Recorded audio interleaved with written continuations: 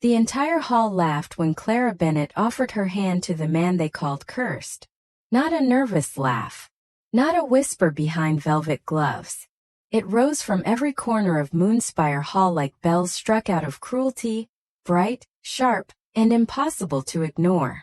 Clara stood at the edge of the silver ritual circle, her pale fingers trembling in the warm candlelight, one hand extended toward the stranger in the gray cloak. He had been shoved into the center only minutes ago, limping under the weight of a servant's coat too worn for a royal ceremony, his dark hair falling over eyes no one bothered to meet. Someone had called him broken. Someone else had said even an unwanted Omega would know better than to touch him. Clara had heard it all. She had spent 22 years hearing words like that spoken about herself, soft, useless, too gentle, too plain, too weak to be chosen by any alpha with pride. So when the crowd waited for her to step back, when Madison Reed covered her smile with a satin fan and Blake Morrison leaned against the marble column as if the whole ritual had become his private joke, Clara did the one thing no one expected. She stepped forward. Her white dress was old, carefully mended at the sleeves, nothing like the silk gowns glowing beneath the chandeliers around her. Her light brown hair had been pinned with two simple pearl clips borrowed from the kitchen matron, and her heart was pounding so hard she could feel it in her throat. But her voice when she spoke did not break. No one should stand alone at a sacred ritual. The stranger's head lifted. For one breath the laughter thinned. Clara saw his face clearly then, not handsome in the polished way of court alphas, but striking in a way that makes the air feel still. His jaw was shadowed with travel, his cheek marked with dust, his mouth set like a man trained never to beg. But his eyes were what caught her. Silver gray, cold as winter rain, and far too steady for someone humiliated before 200 wolves. His hand remains at his side. You know they will mock you for this, he said quietly. Clara swallowed. They already do. Something moved across his face, almost pain, almost wonder, then it disappeared. Around them Elder Margaret Crane gripped her moonlit staff and frowned, unsure whether to stop the ritual or let the shame play out. Madison's voice drifted from the front row, sweet as poisoned honey. How touching. The desperate Omega chooses the cursed servant. More laughter followed. Clara felt heat rose in her cheeks, but she did not lower her hand. The man in gray looked at it as if she had offered him more than courtesy, more than pity, more than a place in a circle that had never welcomed either of them. Slowly he reached for her. The instant his palm touched hers, the stone beneath their feet flashed white, and every candle in Moonspire Hall bent toward them like the moon itself had taken a breath. For a heartbeat nobody speaks. The white flare beneath Clara and the stranger faded back into the carved stone, leaving only a silver glow around the edges of the ritual circle. Clara felt the warmth of it through the thin soles of her shoes, steady and alive, like the floor had remembered an old promise. Her fingers were still in his. His hand was larger than hers, rough from travel, warm despite the cold draft moving through Moonspire Hall. She should have pulled away. Every lesson she had ever been taught told her to step back, apologize, and make herself smaller again. Instead she held on. Across the hall Madison Reed lowered her fans, her perfect smile gone for the first time that night. Blake Morrison straightened from the marble column, his amusement sharpening into irritation. Elder Margaret Crane took one slow step forward, her pale eyes fixed on the ancient markings beneath Clara's feet. That is not possible, the elder whispered. But the hall was so quiet Clara heard every word. Possible had never been a word people used for Clara Bennett. She had grown up in the back rooms of Silverpine Pack, not in the bright halls where important daughters learned to dance and smile for powerful men. After her parents died in a winter fever when she was 13, the pack had let her stay, but only barely. She washed linen, polished silver, carried water from the well before sunrise, and learned to walk quietly through rooms where no one wanted to remember she existed. At 5 feet 4 inches, with light brown hair, gray-blue eyes, and skin that burned too easily under the summer sun. She looked nothing like the proud young women lined up for the ritual in gowns of emerald, rose, and midnight blue. They smelled of perfume and confidence. Clara smelled faintly of lavender soap and kitchen smoke. Her omega nature was gentle, too gentle, the older wolves said. She could calm a frightened horse, soothe a crying child, or sit beside the sick for hours without complaint. But none of that mattered in a world that measured worth by power, bloodline, and the strength of a wolf beneath the skin. Do not mistake kindness for a calling, Madison had told her earlier that evening while serving pinned flowers along the banquet rail. The moon chooses queens, Clara, not kitchen girls. Clara had said nothing then.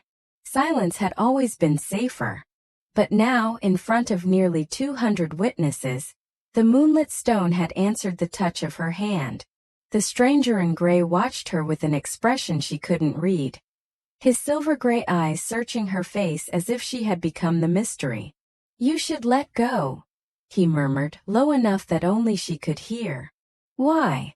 Clara asked, though her pulse was racing. His mouth tightened. "Because once they decide you have embarrassed them, they will not forgive you." Clara changed at the crowd, at the elegant faces turning cold, at the judgment gathering like storm clouds under the chandeliers. Then she looked back at him. "They never forgot me for being born an Omega." His fingers closed around hers, not possessive, not forceful but careful, as if he had never been offered something fragile without a price. The man Clara held by the hand had entered Moonspire Hall under the name Eli Walker, but that was not the name carved into royal stone across the Northern Territories. To the court, to the border packs, to every alpha who lowered his eyes when the black banners passed, he was Ethan Blackwood, the ruler they called the Winter King. Yet tonight, no crown rested on his dark hair. No royal guard stood at his back. No velvet coat marks his rank. He had come through the servant entrance an hour before sunset wearing a gray wool cloak, scuffed boots, and a plain iron bracelet enchanted to dull the force of his presence. The limp had been easy to fake. The silence had been harder. Ethan had spent years watching powerful wolves bow when they feared him, smiled when they wanted favor, and praised him when they needed protection. None of it told him who they were when they thought no one important was watching. So he had chosen the oldest test in the royal bloodline. Walk into a sacred room with nothing. No title. No vealt. No threat. Then see who still remembers mercy. He had expected mockery. He had expected disgust. He had even expected the cold entertainment of nobles who dressed cruelly in polished manners. What he had not expected was Clara Bennett. She stood beside him like a candle determined to go out in a draft, small compared to the towering alphas around her, but steady in a way that unsettled him more than fear ever had. Her hand was still in his, warm and trembling, but she did not let go. That mattered. More than she could know. The bracelet at his wrist pulsed once, warned him that the ritual circle had reacted to something older than court magic. Ethan lowered his gaze to the faint silver lines circling their feet. Moonspire stone had not answered a chosen pair in nearly 100 years. Not since the last true Luna died without an heir. And now it glowed for a kitchen Omega with lavender soap on her skin and courage in her voice. "Eli Walker," Elder Crane said sharply, as if speaking the false name with enough force could make the moment ordinary. "State your pack and rank for the record." The room leans in. Ethan could feel every stare. He kept his head bowed, his voice rough and quiet. "No pack that will claim me, Elder. No rank worth naming." A ripple of laughter returned, softer this time, uncertain at the edges. Clara's fingers tightened around his. Not to restrain him. Not to own him. To remind him he was not standing alone. Ethan had faced councils, rebellions, and winters harsh enough to empty whole villages, but that small pressure nearly broke his disguise. Across the circle, Blake Morrison smirked. "Then let the record show the unwanted Omega has chosen a man with nothing." Clara lifted her chin before Ethan could answer. Then the record should also show he was still worth choosing. The words landed quietly, but Ethan felt they strike deeper than any oath ever sworn before his throne. Blake's words should have ended the moment, but they did not. They spread through Moonspire Hall like sparks across dry leaves, giving the crowd permission to laugh again. Someone near the banquet rail murmured that Clara had ruined her only chance. Another voice said the moon must have a cruel sense of humor. Clara heard every whisper. Yet the warmth of Ethan's hand kept her rooted in the silver circle. Elder Crane lifted her staff. The polished moonwood caught the chandelier light. The ritual permits any unclaimed participant to choose a partner for the first vow, she announced, though reluctance roughened every word. But choice has resulted. Clara Bennett, once your hand is joined before the circle, no alpha may claim you tonight unless this pairing is broken by sacred judgment. A hush followed. There it was, the warning wrapped in tradition. Step away now. And she could still disappear back into the kitchens with her shame intact. Stay, and she will become a story told over supper tables for years. The Omega who chose a servant because no one else wanted her. Madison Reed stepped forward in her rose-colored gown, the one sewn with tiny crystals that made her shimmer like sunrise. She was beautiful in the way expensive things were beautiful, perfect from a distance and cold when held too close. Elder Crane, Madison said, her voice smooth enough to sound respectful. Surely the ritual was never meant to be mocked by charity. This is not a shelter house. It is the sacred choice of future bloodlines. A few heads nodded. Clara felt the words press against her ribs. Charity. Shelter house. Future bloodlines. All her life, people had found elegant ways to say she did not belong.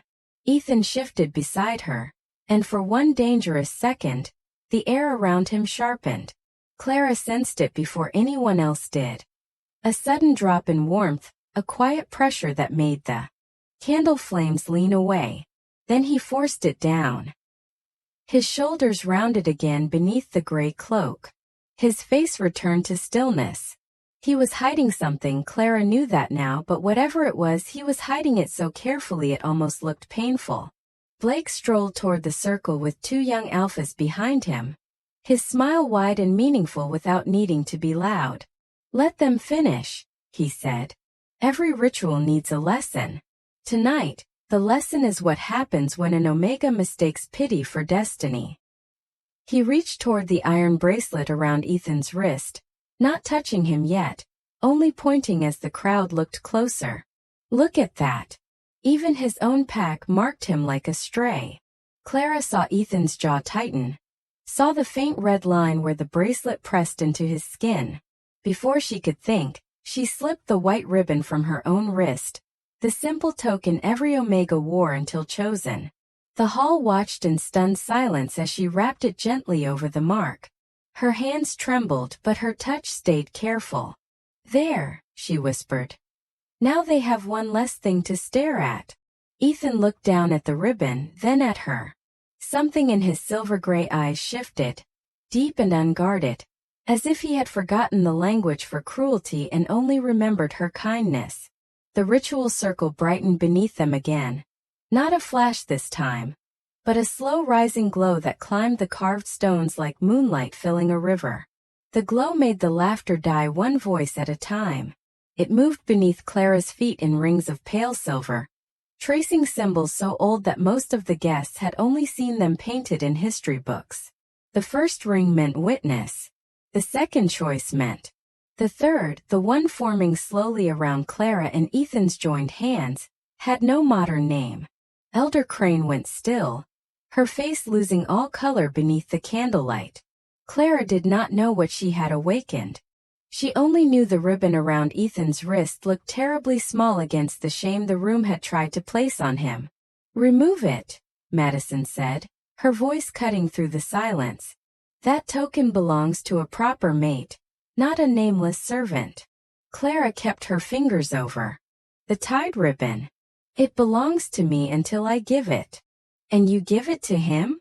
Madison stepped closer, disbelief sharpening every syllable. You would waste your vow on a man who cannot even stand straight? Ethan's hand flexed once inside Clara's, the only sign that the insult had landed. His face stayed lowered, but Clara felt the tension in him like a storm held behind a locked door. For the first time, she wondered what it cost him to remain quiet. Not because he was afraid, because he was choosing not to answer. Clara turned toward Madison, and every eye in Moonspire Hall followed. I am not wasting anything. Her voice was soft, but the circle carried it. I am choosing not to make someone earn basic kindness. The words seemed too simple for such a grand hall. Too plain for crystal chandeliers, royal banners, and polished silver cups. Yet they settled over the room heavier than any speech. Clara remembered every morning she had walked past this same hall carrying buckets of water, while girls like Madison practiced dances for futures Clara had never been allowed to imagine. She reminded being told that gentleness was useful only when hidden, that an omega survived by lowering her eyes, that wanting dignity was the same as asking for too much. But Ethan had looked at her when she spoke as if each ordinary word mattered, as if a kitchen girl in a mended dress could still change the shape of a room. Elder Crane raised her staff again, though her hands were no longer steady. If the pair remains joined, the first vow must be spoken. Clara Bennett, you may still withdraw. Blake laughed under his breath. She should. Even pity has limits. Clara looked at Ethan. His silver-gray eyes met hers at last, clear and guarded and filled with a loneliness so deep it quieted her fear. You do not owe me this, he said. I know, Clara answered. That is why it is mine to give. Then she faced the elder. I will speak the vow. A murmur swept through the hall, rising fast, but Clara barely heard it. She placed her free hand over Ethan's ribbon-bound wrist and felt the iron bracelet pulse beneath the cloth, cold and strange, like it was fighting the light. The moon symbols brightened. The chandeliers flickered. Somewhere high above, beyond the glass dome, clouds parted from the night sky. Moonlight poured straight down into the circle, and for one impossible second, Ethan's shadow on the floor did not look like a servant at all. It looked like a crowned wolf. Clara's breath caught as the crowned shadow stretched across the glowing stone.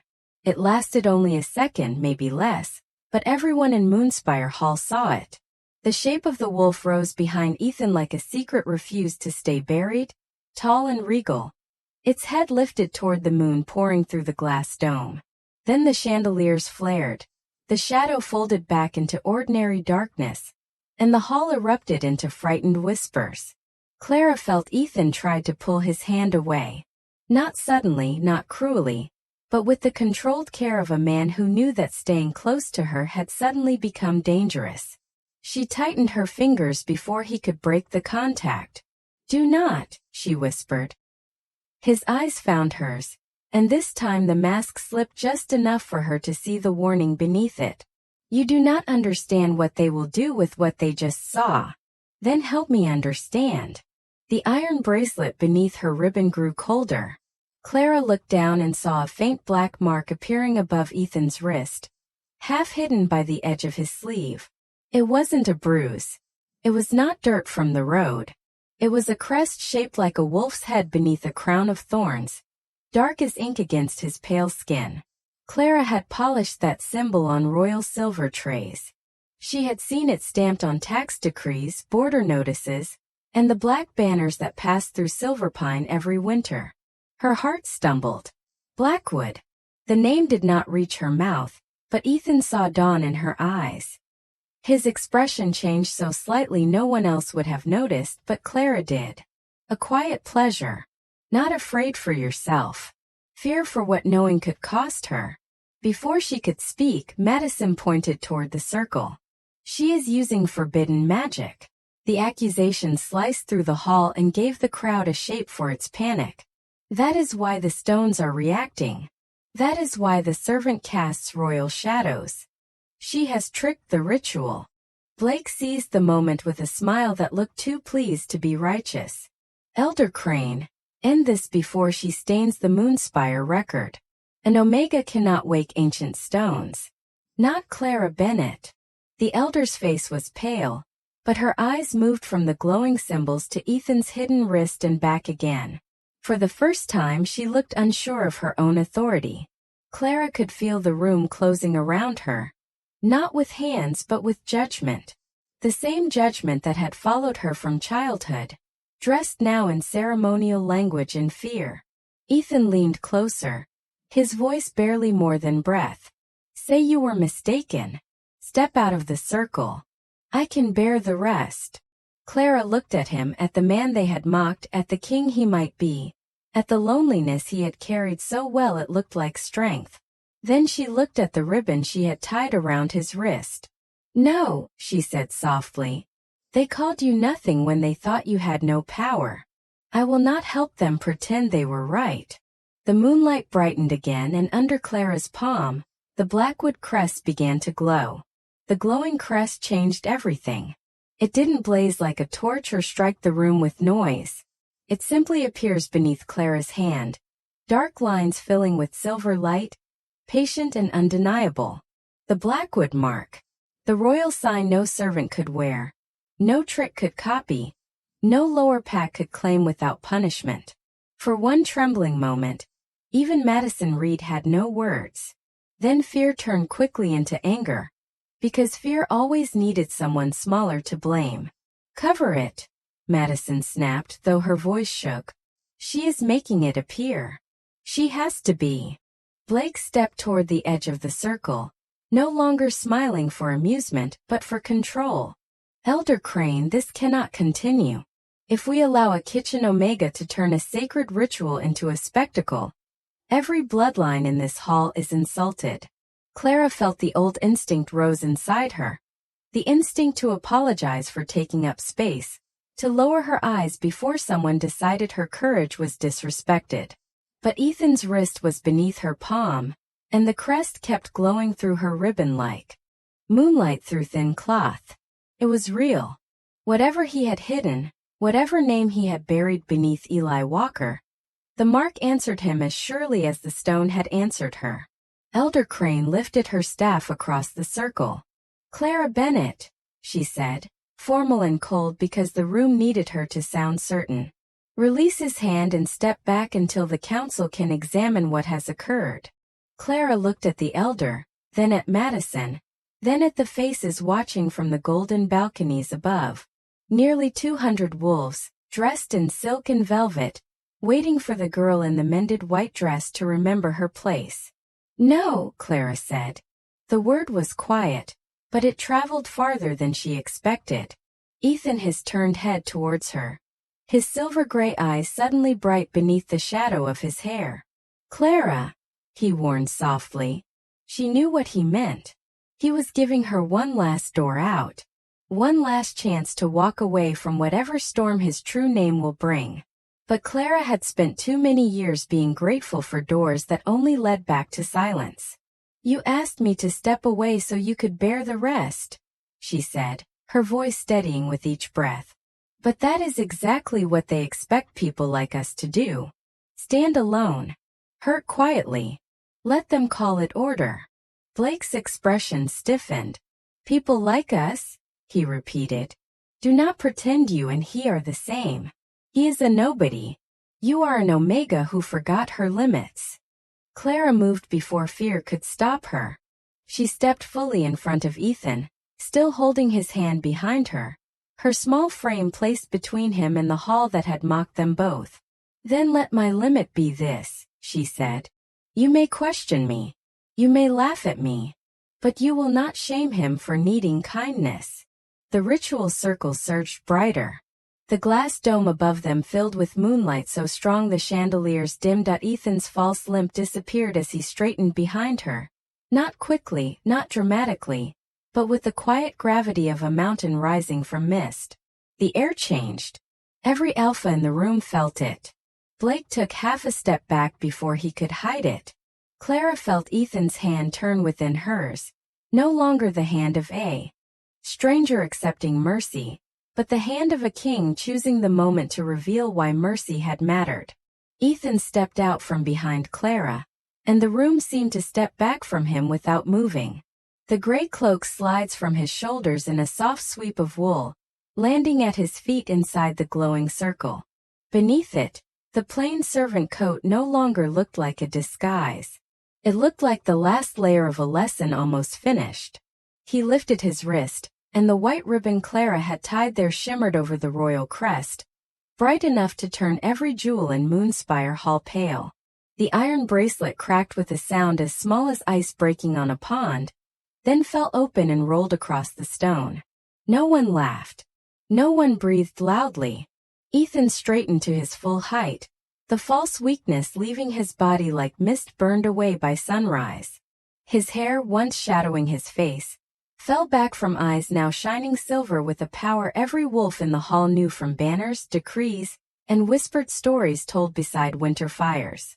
Elder Crane lowered her staff first. Her knees bent, not from fear alone but from recognition. One by one the alphas followed. Blake resisted the longest, his face drained of color, but even he could not stand beneath the weight filling the room. Madison's fan slipped from her hand and struck the marble with a tiny sound that seemed impossibly loud. Clara remained standing because Ethan's hand never released hers. She looked up at him, her heart hammering against her ribs, not because she feared what he was, but because she finally understood what he had allowed them to do. The most powerful man in the Northern Territories had stood silent while they mocked him, not because he was helpless, but because he wanted to see who would be cruel when cruelty had no cost. Ethan's gaze moved over the bowed heads, cold and clear. When he spoke, his voice was no longer rough with disguise. It was deep, calm, and impossible to ignore. I came to this hall with no crown, no guard, and no name any of you respected. The words settled across the room like snow before a storm. I wanted to know what Silverpine honored when it thought the throne was not watching. His eyes passed over Madison, then Blake, and neither of them dared lift their faces. Now I know. Clara felt the entire hall absorb the shame of that sentence. It was not shouted. Didn't need to be. Ethan looked down at the ribbon on his wrist, and the severity in his face softened for only her. One person offered dignity before she knew my bloodline. One person protected a stranger when every powerful voice told her not to. Clara could barely speak. "You are Ethan Blackwood," she whispered. His thumb brushed once over her knuckles, careful and steady. "Yes." The simple answer should have made him farther away from her, untouchable, royal, carved from a world she had only scrubbed from the floors. Instead, he looked at her as if she was the only real thing in the hall. Then he turned to the elder. "Record the truth. Clara Bennett did not choose a servant. She chose mercy when everyone else chose pride. And the moon answered her before I ever revealed myself." The circle beneath them flared, silver and white, and the ancient third ring finally completed around their joined hands. The third ring closed with a sound like a bell heard through water, soft, ancient, and impossible to deny. Silver light rose around Clara Bennett and Ethan Blackwood. Not like fire, not like force, but like recognition. Elder Crane stared at the completed circle with tears shining in her eyes, then lowered her staff until its carved tip touched the floor. "The Moonspire record accepts the bond," she said, her voice shaking before the entire hall. "Clara Bennett stands chosen by sacred witness." A breath moved through the crowd, half wonder, half shame. Clara could feel every gaze on her mended white dress, her simple pearl clips, her trembling hand still folded inside the hand of a king. For the first time in her life, no one was looking through her. They were looking at her, and not one of them could call her invisible again. Ethan turned toward Madison and Blake, his expression calm enough to be more powerful than anger. "You will remember this night," he said. "Not because you bowed to me, but because you failed to recognize the worth of someone standing right in front of you." Madison's eyes filled with humiliation as she lowered her head. Blake swallowed his pride and did the same. "We were wrong," Madison whispered. Clara expected the words to feel like victory, But what settled in her chest was quieter than triumph. It was relief. The kind that comes when a wound is finally seen, not celebrated, just seen. Ethan faced her again, and the whole hall seemed to fade behind him. "I cannot give you back the years they made you feel small," he said. "But from this night forward, no one in my kingdom will mistake gentleness for weakness while I still draw breath." Clara looked at the ribbon on his wrist, the same ribbon they had mocked, now glowing over the royal crest. "I did not choose a kingdom," she said softly. Ethan bowed his head to her, not as a ruler granting favor, but as a man honoring the hand that had reached for him when he looked like nothing. "I know," he answered.